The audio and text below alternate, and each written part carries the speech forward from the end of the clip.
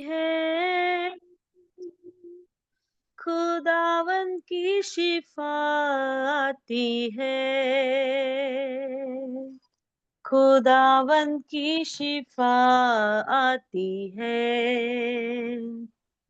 रूह की बारिश बरसना चाहती है, खुदावंद की शिफा आती है, खुदावंद की शिफा आती है। शिफा का मंबा यीशु मसीहा, छूने का उसको वक्त है ये।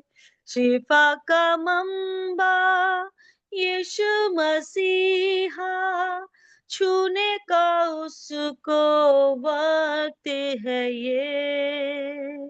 अपने ईमान से, उसके लहू से, पापों से छूटने का वक्त है ये। अपने ईमान से, उसके लहू से, पापों से छूटने का वक्त है ये। रूह की बारिश बरसना चाहती है, खुदावन की शिफा आती है, खुदावन की शिफा आती है। कोड़े भी खाए तेरे लिए ही वो सूली चढ़ा। कोड़े भी खाए तेरे लिए ही वो सूली चढ़ा। कुचला गया वो तेरे लिए, तेरी सिफा को ये सब सहा। कुचला गया वो तेरे लिए, तेरी शिफा को ये सब सहा। रूह की बारिश बरसना चाहती है, खुदावंद की शिफा आती है, खुदावंद की शिफा आती है, खुदावंद की शिफा आती है, खुदावंद की शिफा आती है। शालोम, शालोम और शालोम। प्रभु यीशु की शांति जो समझ से बाहर है हमारे जीवनों में बनी रहे, और ये खुदावंद की जो बारिश है वो लगातार होती रहे, मूसलाधार बारिश होती रहे। ये मेरी प्रार्थना है। हम लोग जैसे कि देख रहे हैं कि मती के अनुसार, मती सुसमाचार के अनुसार कि परमेश्वर के राज्य आए, और जैसे स्वर्ग में परमेश्वर की इच्छा पूरी होती है वैसे पृथ्वी पर भी पूरी हो। और उसके लिए यीशु मसीह इस दुनिया में आए, और उन्होंने परमेश्वर के राज्य को स्थापना करने के लिए स्वयं को दे दिया। और वो अब चेलों के को भी बहुत से लोगों को, कलीसिया को खड़ा कर रहा है। और आज तक वो चाहता है कि ऐसी कलीसिया खड़ी हो जाए जो कि परमेश्वर के राज्य को इस दुनिया में स्थापित कर दे। और उसकी आंखें लगी हुई हैं कि उसके लोग, उसके चेले, उसकी कलीसिया किस प्रकार से हमारे हमारे देश में और हमारे संसार में परमेश्वर के राज्य की स्थापना करे। और उसके लिए हम लोग पहुंचे हैं मत्ती उसका 5वें अध्याय में।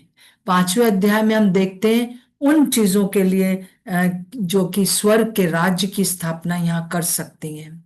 और यदि हम चाहते हैं कि स्वर्ग के राज्य की स्थापना इस पृथ्वी पर हो जाए, तो हमें स्वयं अपने जीवन में स्वर्ग का राज्य को स्थापित करना है। और जब हमें अपने जीवन में स्वर्ग के राज्य की को स्थापित कर दिया, हमने यीशु मसीह को ग्रहण कर दिया, अब इसमें कैसे हम आगे बढ़े। ये नहीं कि बस स्थापित हो गया अब खत्म, नहीं, अब उस राज्य को कैसे चलाएं, कैसे इसकी जो स्थापना हुई है इसमें कैसे आगे बढ़े। तो हम 5वें अध्याय में हम 8 ऐसी बातें देखते हैं जो कि धन्य हैं, जो ऐसे लोग हैं जिनके अंदर स्वर्ग का राज्य स्थापित है और आगे बढ़ेगा। तो 2 बातें हमने देख ली हैं। पहला हमने देख लिया कि धन्य है वे जिनके मन दीन है, स्वर्ग का राज इन्हीं का है। अब जब स्वर्ग का राज हमारा ही है, जब हम दीन है, हमने कल देखा था दीनता का अर्थ, और पुअर इन स्पिरिट, और हम जब अपने आप को सरेंडर करते हैं पूरी तरह से, तो कैसे परमेश्वर का राज्य हमारे जीवन में बढ़ता जाता है, हमारे द्वारा दूसरों के जीवन में बढ़ता जाता है। दूसरी बात हमने देखी थी, धन्य है वे जो शोक करते हैं, जो वो स्वर्गीय शांति पाएंगे। जो स्वर्ग के राज की शांति है वो हम इस दुनिया में रहते हुए पाएंगे, और उससे हमें पता चलेगा कि स्वर्ग का राज्य की स्थापना मेरे जीवन में और मेरे द्वारा हर एक दूसरे लोगों के जीवन में हो रही है। और अब आज हम तीसरी और चौथी बात को देखने जा रहे हैं, और मैंने अब बहन नेहा पोटर से कहा है कि वो इन बातों को बताएंगी कि 2 कौन सी और बातें हैं जिनके द्वारा स्वर्ग के राज्य की स्थापना मेरे अपने जीवन में, मतलब हमारे जीवन में, और हमारे द्वारा इस पृथ्वी पर हो सकती है। तो नेहा, ये समय आपका है, आप हमको इसमें ले चलिए। सबको जय मसीह की। Aunty praise the Lord. ये मेरी बस आ रही है? ओके। आवाज आ रही है? जी हाँ, आपकी आवाज आ रही है। हम प्रभु को धन्यवाद देंगे कि प्रभु हमें इस तरीके से लीड कर रहे हैं कि ताकि जो स्वर्ग का राज्य प्रभु ने अपने अंदर जो वो लेकर चल रहे थे और उनके द्वारा वो हमारे अंदर आया है, और अब प्रभु चाहते हैं कि वो स्वर्ग का राज्य हमारे द्वारा इस दुनिया में, हमारे घर में, हमारी कलीसियाओं में, हमारे क्षेत्र में, हमारे देश में वो स्थापित हो जाए। सो हम प्रभु को धन्यवाद देंगे। और आज की जो 2 बातें हैं जिसको हम देखेंगे, वो पाई जाती हैं मत्ती उसका 5वां अध्याय, उसकी 5वीं और 6ठी आयत। मैं 5वीं आयत को इस आपके सम्मुख पढ़ूंगी। इसमें लिखा है, धन्य है वे जो नर्म हैं, क्योंकि वे पृथ्वी के अधिकारी होंगे। सो हम पहले एक बात को लेंगे, और इंग्लिश में अगर हम इस बात को देखें तो इसमें लिखा है, blessed are the meek for they shall inherit the earth. Right. और ये जो कैरेक्टरिस्टिक्स हम पढ़ रहे हैं, मन होना, शोक करना और नर्म होना, ये स्वर्गीय राज्य के लोगों की जो है कैरेक्टरिस्टिक्स हैं, और जो प्रभु में थी, यीशु मसीह में थी, और वो हमारे अंदर भी है, और प्रभु चाहते हैं कि ये पास ऑन हो। सो मीक का मतलब या नर्मता का मतलब क्या है? अगर हम इसको देखें सांसारिक रीति से, तो जो लोग नर्म होते हैं वो कई बार देखा जाता है कि बहुत कमजोर माने जाते हैं, कि वो बहुत कमजोर है। मीक लोगों को भी बोला जाता है ये बहुत मीक है, मतलब इसको एक बहुत अच्छी क्वालिटी नहीं मानी जाती। मैं स्वयं एक टीचर हूँ। अगर बच्चा बहुत ज्यादा दबा दबा क्लास में रहता है, तो हम उसको बोलते हैं कि बेटा ऐसे मत रहो। राइट। लेकिन परमेश्वर का वचन मीक या नर्मता के विषय में इस प्रकार से कहता है कि ये वह सामर्थ है, ये प्रभु की वो सामर्थ है जो हमारे अंदर पाई जाती है, लेकिन वो परमेश्वर के नियंत्रण में है। सो मीक होना या नर्म होना किसी भी तरीके से कमजोर होना नहीं है। कई बार हम ऐसा सोचते हैं कि नर्म होना मतलब हम कमजोर हैं, या दुनिया ऐसा सोचती कि जब हम नर्म हैं तो हम कमजोर हैं और वो हमें जैसे चाहे वैसे हमारे साथ बर्ताव कर सकती। पर हमारे हृदय में प्रभु चाहते हैं हम इसको क्लियर रखें कि जब हम नर्म हैं तो हमारे अंदर जो है वो बहुत बड़ा है। हमारे अंदर जो प्रभु की सामर्थ है वो बहुत बड़ी है, और हमारे अंदर जो प्रभु की इच्छा है, जो सामर्थ है, जो धन्य आशा है, वो प्रभु के नियंत्रण में है। सो मैं मेरी मर्जी नहीं पर परमेश्वर की इच्छा मेरे द्वारा पूरी हो। इसलिए प्रभु हमसे आग्रह करते हैं कि हम जो स्वर्ग के राज्य के अधिकारी हैं, हम नम्रता के साथ चले और फिरे। और सबसे बड़ा एग्जाम्पल जो हम बाइबल में देखते हैं वो यीशु मसीह स्वयं है। और उसके लिए मैं आपके सम्मुख पढ़ूंगी यशाया 53 और उसका 7वां अध्याय। यशाया 53 और उसका 7वां अध्याय। इसमें इस प्रकार से लिखा है, वह सताया गया तो भी वह सहता रहा और अपना मुंह ना खोला। जिस प्रकार भेड़ वध होने के समय और भेड़ी ऊन कतरने के समय चुपचाप शांत रहती है, वैसे ही उसने भी अपना मुंह ना खोला। यहाँ पे हम ये देखते हैं यीशु मसीह जो सन ऑफ हेवन, लाइक स्वर्ग के पुत्र, जब वो पृथ्वी पर आए, राइट, अपने आप को इतना नर्म किया, इतना नर्म किया कि अपने आप को उन्होंने पूर्णता दे दिया, पूर्णता दे दिया। उन्होंने अपना सरेंडर, उन्होंने अपना पूर्ण समर्पण अपने पिता की इच्छा के हाथ के अंडर में कर दिया कि प्रभु मेरी नहीं परंतु आपकी इच्छा मेरे द्वारा पूरी हो। अगर हम एक बार में सोचे, वो जो अति सामर्थी सर्वशक्तिमान परमेश्वर पृथ्वी पर थे, वो चाहते तो वो बोल सकते थे, वो चाहते तो वो रिटेलिएट कर सकते थे, वो चाहते तो क्या कुछ नहीं कर सकते थे, पर उन्होंने नम्रता को चुना, उन्होंने नम्र होना चुना, क्योंकि जो उद्देश्य था वो बहुत बड़ा था। जो उनके अंदर प्रभु ने उन पर अपनी आशा को लगा के इस पृथ्वी पर भेजा था, जो उनका मकसद था वो बहुत बड़ा था, जो कि हम पाते हैं यशाया 53 के उसके 12 के बी पार्ट में, जब वह अपराधियों के संग गिना गया तो भी अब उसने बहुतों के पाप का बोझ उठा लिया और अपराधियों के लिए विनती करता रहा। सो यहाँ पे क्लैरिटी से उद्देश्य बहुत बड़ा है, आशा बहुत बड़ी है, और इसीलिए प्रभु कहते हैं कि हमको नम्र, प्रभु जो चाहते हैं कि हमारे थ्रू नम्रता लोगों पर प्रदर्शित हो, हम नम्रता के साथ लोगों के सम्मुख खड़े हों। सो हम प्रभु का धन्यवाद देंगे कि परमेश्वर यीशु मसीह वो परफेक्ट एग्जाम्पल है जिनसे हम सीख पाते हैं। वो जो सर्व सामर्थी थे, वो जो जिनके द्वारा दुनिया रची गई, वो नम्र रहे, वो चुप रहे, क्योंकि उनका उद्देश्य बहुत बड़ा था। और उनका उद्देश्य क्या था? मत्ती 6:10 में, कि परमेश्वर का राज्य इस पृथ्वी पर स्थापित हो जाए, परमेश्वर का राज्य मुझ में और आप में स्थापित हो जाए, परमेश्वर का राज्य मेरे और आपके द्वारा इस दुनिया में सदा के लिए स्थापित हो जाए। सो जब हमारा उद्देश्य स्वर्गीय है, तो प्रभु हमारी सहायता करें कि हम आज के दिन नम्रता के साथ, जैसे यीशु मसीह, कितना ज्यादा उन्होंने दुख सहा, कितना ज्यादा उनको इंसल्ट किया गया। आज अगर हम ये सोचते हैं कि हमारे वर्क प्लेस पे या हमारे घर में या हमारी कलीसिया में या हमारे आसपास के लोग हमारा अनादर कर रहे हैं, तो यीशु मसीह से ज्यादा हमारा अनादर कभी भी नहीं हो सकता। जो यीशु ने सहा, हमने उसका कुछ भी नहीं सहा है। और यीशु ने इतना कुछ सहने के बाद भी यीशु मसीह ने नम्रता को चुना।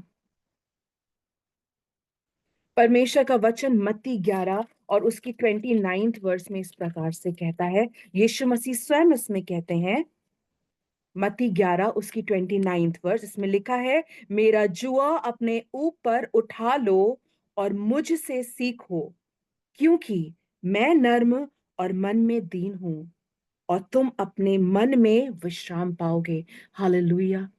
परमेश्वर का वचन यहाँ पे यीशु मसीह स्वयं कह रहे हैं, मेरा जुआ उठा लो और मुझसे सीखो। सो प्रभु आज हम सबसे कह रहे हैं, जैसे प्रभु यीशु मसीह स्वयं अपने पिता के उस धन्य आशा को लेकर, उस उद्देश्य को लेकर चल रहे थे, आज वो हमसे कह रहे हैं कि हमने जो उठा लिया, हमारे अंदर ऑलरेडी स्वर्ग का राज्य है, लेकिन हम तब भी इस राज्य में कायम रहें, इस नम्रता में कायम रहें, जब लोग हमारे अगेंस्ट में आते हैं, जब लोग हमारे गुडनेस के लिए, जब हम अच्छे होते हैं और वो उनसे बर्दाश्त नहीं होता, हमारा दीन होना, हमारा नम्रता उनसे बर्दाश्त नहीं होता, तब भी प्रभु का वचन कह रहा है कि मेरा जुआ उठा लो और मुझसे सीखो, क्योंकि मैं नर्म और मन में दीन हूं और तुम अपने मन में विश्राम पाओगे। ये अत्यधिक सत्य बात है कि जब हम नर्म हो जाते हैं और यीशु मसीह के हाथों में सब कुछ समर्पित कर देते हैं, तब हम विश्राम पाते हैं। और ये वो विश्राम है जो संसार हमें नहीं देता, जो परमेश्वर देता है। उस आंधी से हम विश्राम पाते हैं, उस कंफ्यूजन से हम विश्राम पाते हैं। सो हम प्रभु का धन्यवाद देंगे इस वचन के लिए। परमेश्वर ने परमेश्वर का वचन हमें बहुत तरीके से बताता है कि यीशु मसीह क्यों चाहते हैं कि हम नम्र बने। यीशु मसीह की सामर्थ जो हमारे अंदर है, प्रभु चाहते हैं कि हम नम्र बने, क्योंकि यशाया 29 और उसकी 19th वर्स में इस प्रकार लिखा है, क्योंकि जब हम नर्म होते हैं, इसमें परमेश्वर का वचन कह रहा है, यहोवा के कारण फिर आनंदित होंगे। नर्म लोग यहोवा के कारण फिर आनंदित होंगे। सो जब हम नर्म हैं तो हम फिर यहोवा के कारण आनंदित होंगे। सो परमेश्वर का वचन कह रहा है कि जब हम नर्म हैं, जब हम में परमेश्वर का राज्य, जब हम आनंदित होंगे, तो परमेश्वर का राज्य हमारे घर में, हमारे क्षेत्रों में इस्टेब्लिश होगा। जब हम आनंदित होंगे, भजन संहिता 37 उसकी 11वीं आयत में लिखा है, परंतु नर्म लोग पृथ्वी के अधिकारी होंगे और बड़ी शांति के कारण आनंद मनाएंगे। सो नर्म लोग आनंदित होंगे तो परमेश्वर का राज्य माइटली स्थापित होगा।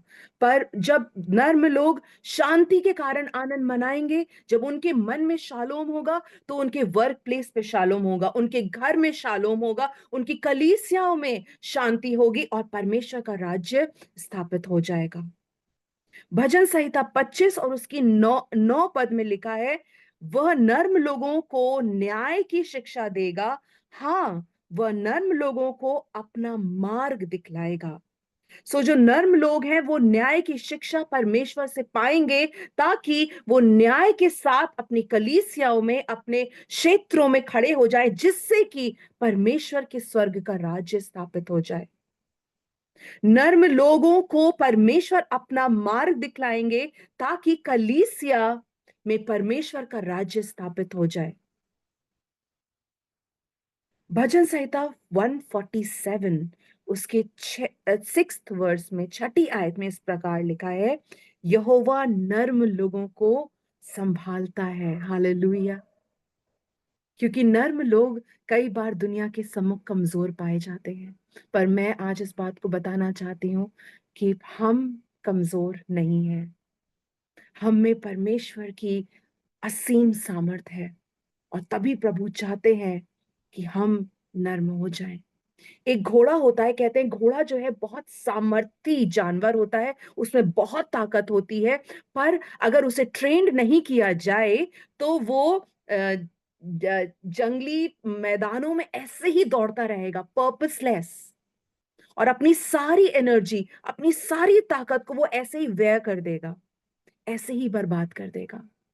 सो हम जो प्रभु के योद्धा हैं, हम जो प्रभु का राज्य अपने अंदर, हम जो धन्य आशा अपने अंदर रखते हैं, हम जो प्रभु के उद्देश्य में चलते और फिरते हैं, हम जो प्रभु का राज्य हमारे अंदर है, प्रभु चाहते हैं कि हम नम्रता को पहन लें और नम्रता के साथ हम इस दुनिया को फेस करें। क्योंकि प्रभु कहता है, और ये बात मुझे बहुत अच्छी लगती है, क्योंकि नर्म लोगों को संभालने वाला यहोवा है। हालेलुया। क्योंकि we will be tossed in this world, हम इस दुनिया में उछाले जाएंगे, उड़ाए जाएंगे, लेकिन हम परमेश्वर के द्वारा संभाले जाएंगे। राइट। सो हम प्रभु का धन्यवाद देंगे और तभी प्रभु चाहते हैं कि हम नर्म बने। और हम जब नर्म हैं तो हम जानते हैं इस बात को कि प्रभु हमें संभालते हैं और प्रभु का आनंद जो हमारे अंदर है वो फ्लो होगा। और प्रभु इसीलिए चाहते हैं कि जब वो हमें संभाल रहे हैं, जब वो हमें लेकर चल रहे हैं, जब हम परमेश्वर की इच्छा में अपने आप को हर दिन समर्पित कर रहे हैं, तो प्रभु का राज्य हमारे द्वारा सामर्थ के साथ हमारे आसपास के लोगों में और हमारे आसपास की कलीसिया में, क्षेत्रों में स्थापित हो जाए। ये प्रभु की इच्छा है और आज हम परमेश्वर की आशा है अपनी कलीसिया में। हम परमेश्वर की मिरास हैं और प्रभु ने ये आशा हमारे अंदर रखी है। मैं विश्वास करती हूँ कि प्रभु ने हमें इससे सिखाया है कि हम नर्म हो जाएं, ताकि हम ही पृथ्वी के अधिकारी होंगे, राइट। और प्रभु ने हमें बताया और कैसे हम पृथ्वी के अधिकारी हो जाएंगे। हम आगे बढ़ते हैं। इसमें आगे का वचन है, धन्य है वे जो धर्म के भूखे और प्यासे हैं, क्योंकि वह तृप्त किए जाएंगे। इंग्लिश बाइबल ने इस प्रकार से लिखा है, blessed are those who hunger and thirst for righteousness, for they shall be filled. हम प्रभु का धन्यवाद देंगे हंगर एंड थर्स्ट के लिए। आज प्रभु कह रहे हैं, हम यहाँ पे जो सुबह उपस्थित हैं, ये ऑलरेडी बताता है कि हम राइचियसनेस के लिए, हम धर्म के लिए भूखे और प्यासे हैं। और मैं विश्वास करती हूँ, जब हम धर्म के लिए भूखे और प्यासे हैं, तो प्रभु हमें तृप्त कर रहे हैं। हालेलुया। और हमारे द्वारा प्रभु और लोगों को भी तृप्त करेंगे। प्रभु का वचन यूहन्ना 6 उसका 48 से 51 को मैं आपके समक्ष पढ़ रही हूँ। यूहन्ना 6 उसका 48 से 51, इसमें लिखा है, जीवन की रोटी मैं हूँ। तुम्हारे बाप दादाओं के ने जंगल में मन्ना खाया और मर गए। यह वह रोटी है जो स्वर्ग से उतरी है, ताकि मनुष्य उसमें से खाए और ना मरे। जीवन की रोटी जो स्वर्ग से उतरी है मैं हूं। यदि कोई इस रोटी में से खाए तो सर्वदा जीवित रहेगा, और जो रोटी मैं जगत के जीवन के लिए दूंगा वह मेरा मांस है। यहाँ पे परमेश्वर के बदन में से, यीशु मसीह में से हमने खाया और पिया है। और आज प्रभु चाहते हैं कि यह जो जीवन की रोटी है वो हम दूसरों को दें। जो भूखे और प्यासे हैं उन तक, उन जगहों तक हम उस रोटी को लेकर जाएं। हमको प्रभु ने तृप्त किया है और अब प्रभु चाहते हैं कि वो जो भूख और प्यास हमारे घर में उन लोगों में है जिन्होंने अभी तक यीशु मसीह का वो प्यार नहीं पाया, हमारी कलीसियाओं में है, हमारे ऐसे दोस्तों में है जिन्होंने यीशु मसीह को अभी तक नहीं चखा। प्रभु का वचन बता रहा है, और ये रोटी जब वो खाएंगे तो वो फिर सर्वदा के लिए जीवित रहेंगे। ये रोटी से हम मरेंगे नहीं। परमेश्वर का दो रोटी, खाना स्वर्ग से उतरा, एक मन्ना जो स्वर्ग से उतरा था, जो यहाँ पे कंपैरिजन है, जो इजरायलियों ने खाया परंतु वो मर गए। लेकिन जो स्वर्ग से यीशु मसीह स्वयं उतरे हैं और हमने उनमें से खाया है, तो हम मरेंगे नहीं पर हम अनंत जीवन के अधिकारी हैं। और वही प्रभु चाहते हैं कि लोग जो है मुझे खा लें, ताकि वो अनंत जीवन के अधिकारी हो जाए। और इससे क्या हो जाएगा? स्वर्ग का राज्य पृथ्वी पर स्थापित हो जाएगा। प्रभु चाहते हैं कि हम यीशु मसीह को इंट्रोड्यूस कर दें। वो जो जीवन की रोटी है जिसे खा के लोग अनंत जीवन पाते हैं, हम उसको लोगों से बांट दें। हमने खाया और हम बांट दें। जब भी हम कहीं जाते हैं और हम कुछ अच्छा, कोई अच्छी सेल लगी होती है, या हम कहीं जाते हैं और हमें कुछ अच्छा मिलता है, तो हम तुरंत अपने लोगों से, अपने घर में या अपने दोस्तों से कहते हैं कि अरे वहां जाओ, वहां पे ये मिल रहा है। यीशु मसीह वो सबसे उत्तम बात है। यीशु मसीह वो सबसे परफेक्ट चीज है, और यीशु मसीह वो सबसे ब्लेसेड चीज है। सबसे आनंद का विषय है, जो प्रभु चाहते हैं, जो मुझे मिला है, जो मेरे अंदर है, वो प्रभु चाहते हैं कि वो हम बांट दें, क्योंकि यीशु मसीह वो जीवन की रोटी है। दूसरी बात जो प्रभु ने कहा, जो प्यासे हैं वो तृप्त किए जाएंगे। इसके लिए हम खोलेंगे यूहन्ना 7।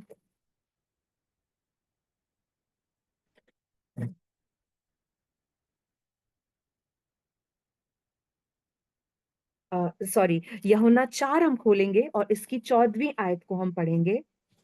यूहन्ना 4 और उसकी 14वीं आयत को। इसमें हम सामरी स्त्री के बारे में पढ़ते हैं और 14th वर्स में लिखा है, परंतु जो कोई उस जल में से पिएगा जो मैं उसे दूंगा, वो फिर अनंत काल तक प्यासा ना होगा।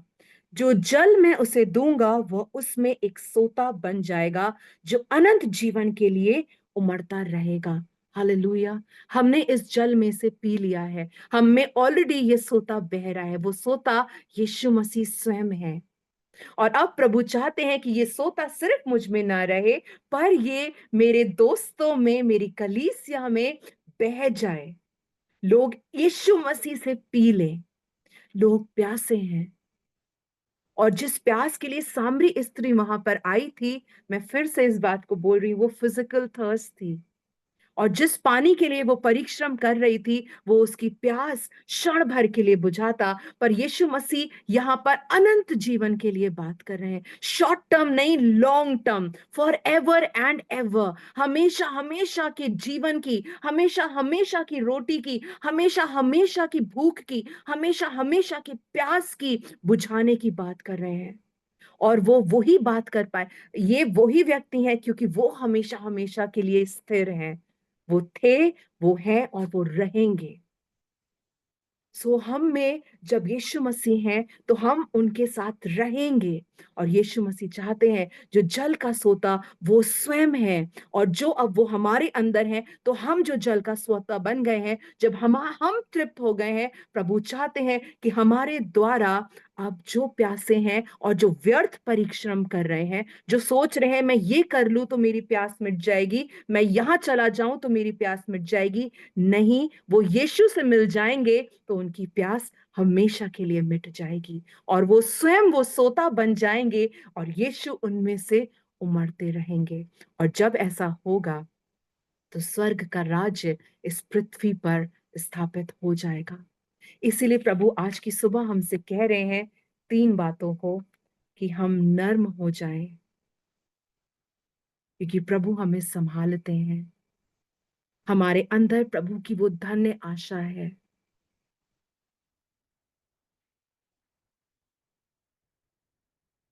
ताकि परमेश्वर का स्वर्ग का राज्य हमारे द्वारा इस पृथ्वी पर स्थापित हो जाए।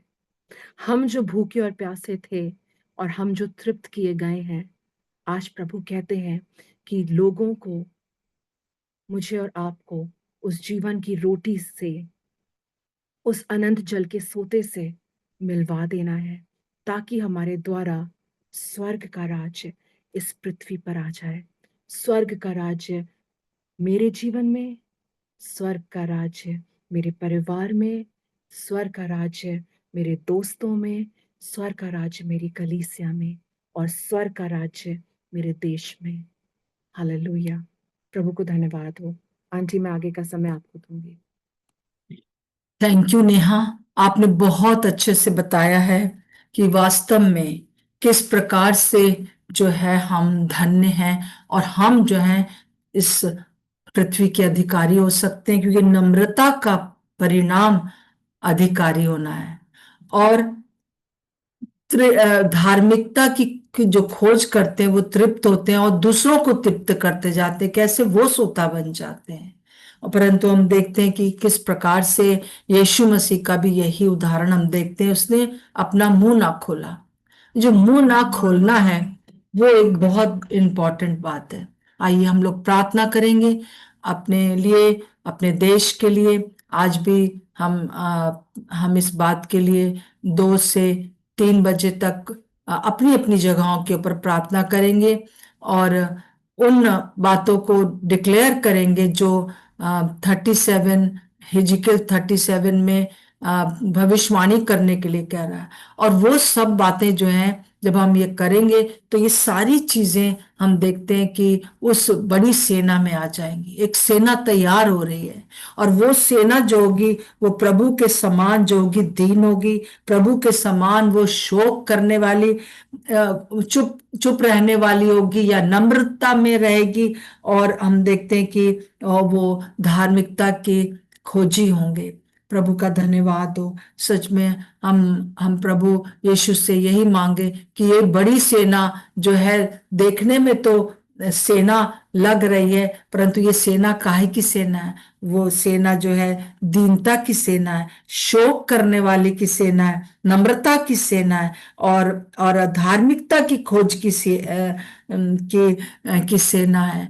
और वास्तव में हम लोगों को तो दिखते हैं कि कूड़ा कबाड़, परंतु प्रभु का धन्यवाद हो कि हम राजाओं के राजा और प्रभुओं के प्रभु के साथ अधिकारी हो रहे हैं और होते चले जाएंगे एक सच्चाई के लिए।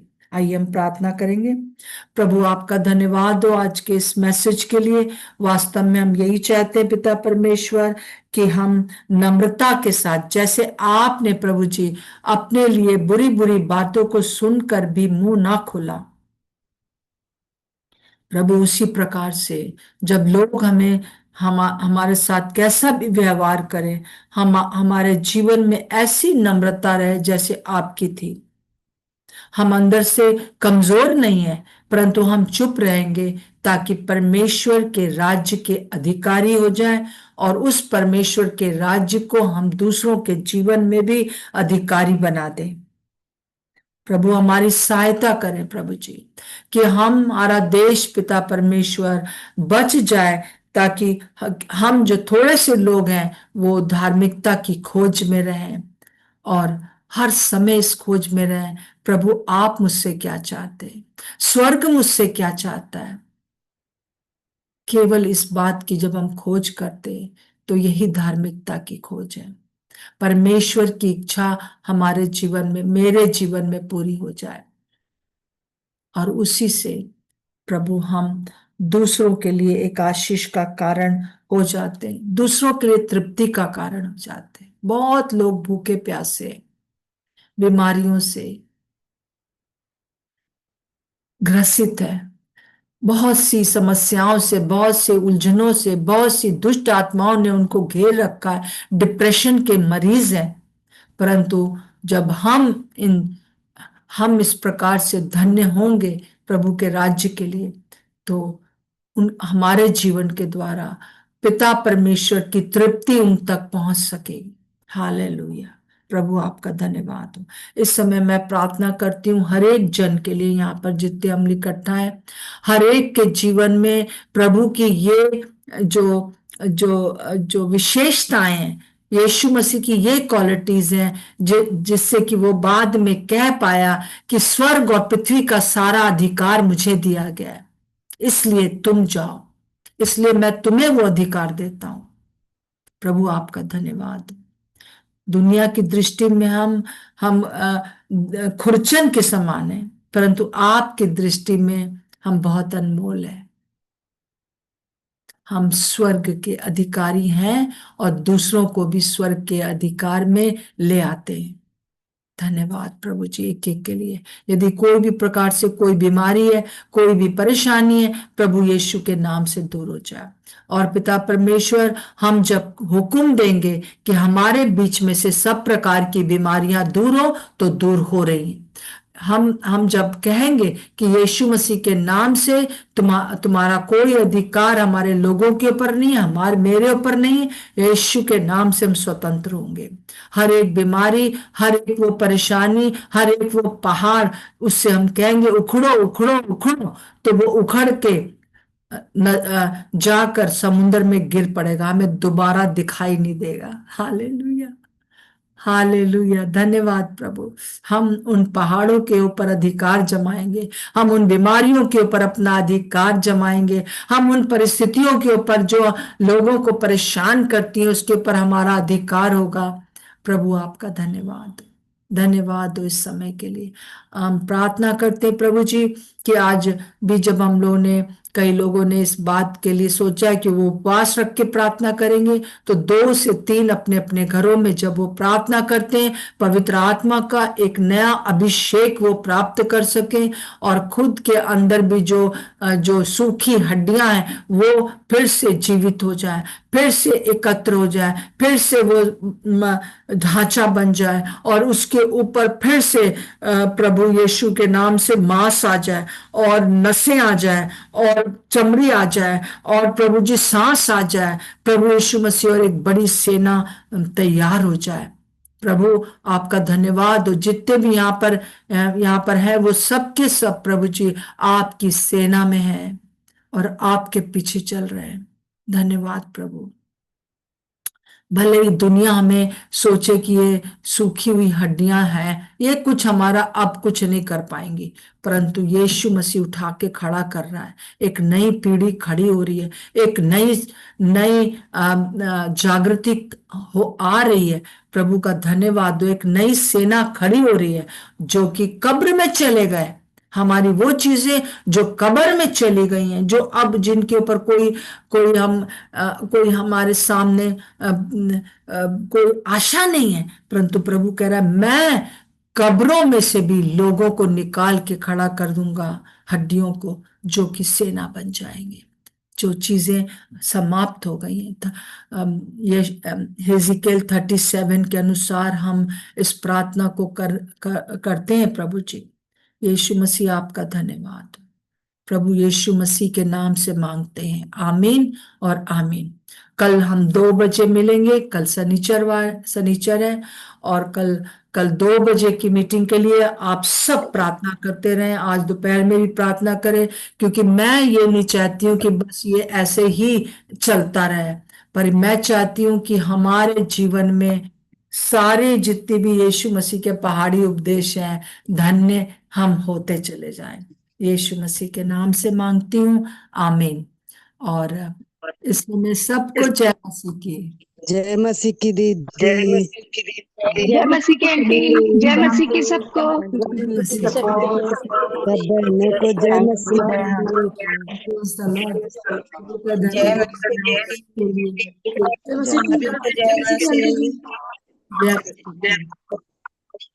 सबको जय मसीह और शालोम।